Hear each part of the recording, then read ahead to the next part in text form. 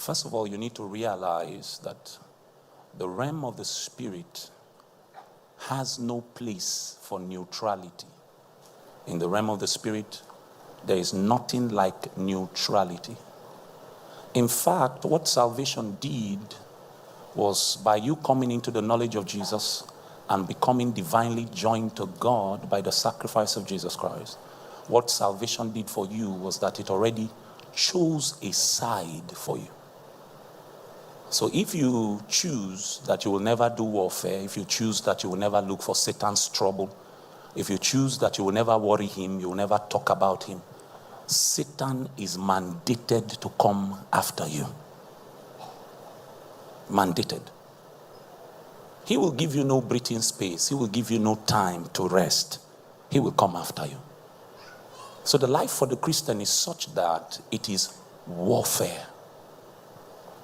And what we find in the body of Christ, especially in Nigeria, is while Satan has continued to build, while Satan has continued to mastermind certain activities that are happening, whether it's in business, whether it's in education, whether it's in any area of life, the church has not taken time to build us in the consciousness that we are warriors.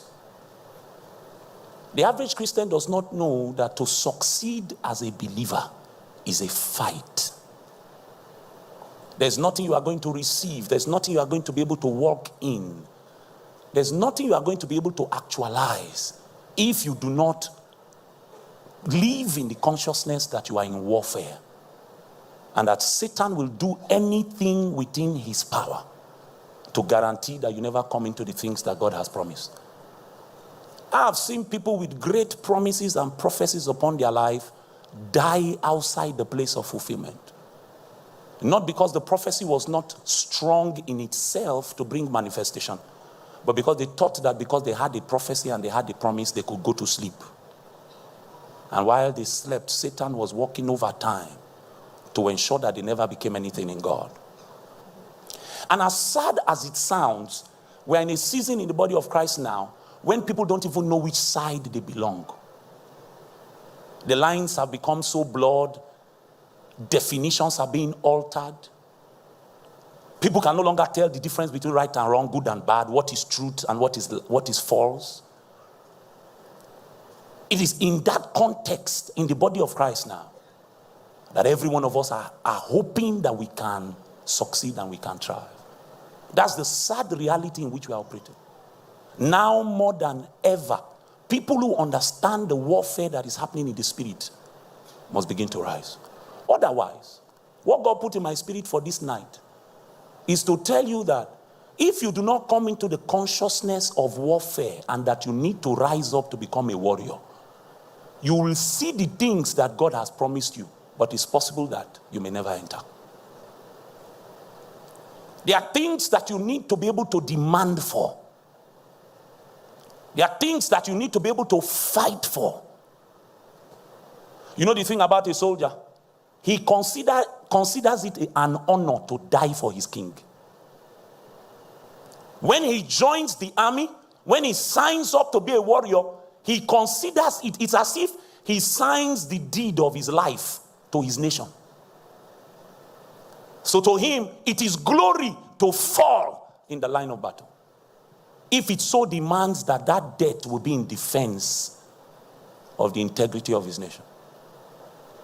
We have become the generation of people that we are too comfortable with the visible realm that God can no longer demand for our lives. I was in a conference once, and they asked a question. Youth conference. And they said, you just got married today. And as you're about to leave the wedding venue to your hotel with your wife, it is announced that Jesus is about to come. And the young people shouted, will we tell him to wait? You know, because we are the generation that thinks that there's something so intense in sex that even the return of Jesus Christ needs to wait. And you know the dangerous thing about what I'm trying to tell you tonight, stay with me tonight, I'm going somewhere tonight. The dangerous thing I'm trying to tell you about tonight is While all of us are showing on the outside that we are prepared for what is coming, Jesus can see our hearts. He knows we are not ready. He knows the things that you are madly in love with that you cannot do without. I'm afraid that Satan has come to a point right now in the season that the body of Christ is now, where he does not even consider certain of us a threat to his kingdom anymore. We are just marking time. We have become statistics. We know how to keep records. I know you can do many things. But the question tonight is, as a warrior, can you die? Can you die? Can God come to you and tell you that that's your certificate? I know you graduated with a first class. Throw it away and go and be a missionary in a bush. Will you be able to throw it away?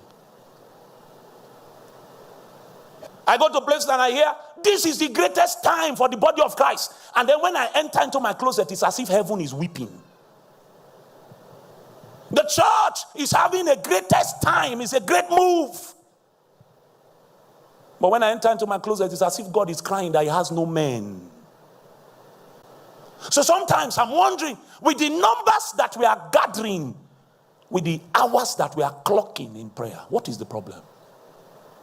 The problem is that we look like warriors, but we don't have the consecration of a soldier. A soldier, the minute he signs up, he knows that the highest point of his deliverables is that he dies in warfare. And when he dies with a badge of honor. You know, I was a member of a confraternity when I was in the university. I grew to be the number 6 man of that confraternity. And so what I'm saying to you, I say to you from experience. You don't know what you will do if they put a gun to your head. I saw grown men piss on themselves. If you put a gun to a man's temple, he will piss on himself. When he comes to the threshold, when he knows that at the slightest wind, he's gone, you will not believe the kind of things that will come out of your mouth. It is easy to sing in church, take my life.